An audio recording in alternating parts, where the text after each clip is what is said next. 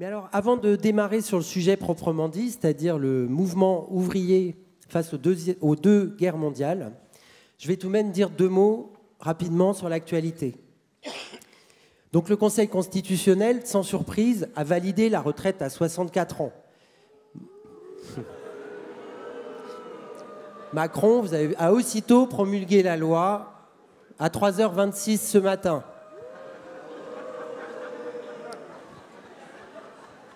Alors c'est dans la logique du passage en force, c'est dans la logique du 49-3. Cette adoption à la hussarde choque aujourd'hui des millions de travailleurs, mais contrairement à ce que voudrait faire croire Le Pen, par exemple, ce n'est pas lié à ce gouvernement. Contrairement à ce que dit la NUPES, ce n'est pas lié non plus à la Constitution actuelle.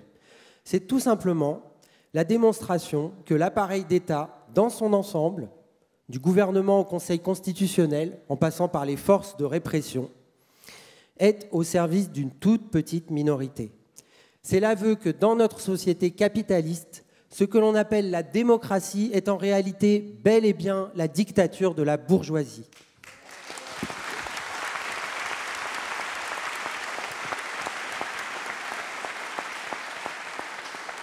Alors, on ne pourra s'en protéger qu'en la combattant, cette dictature, avec nos armes de travailleurs, par les manifestations, par la grève, par la lutte de classe.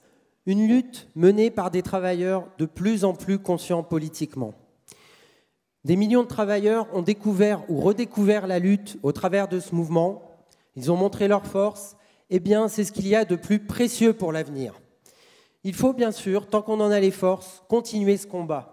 Ce n'est pas parce que la loi est promulguée qu'elle n'est plus à contester. Et comme tout ce que le gouvernement fait, la rue peut toujours le défaire.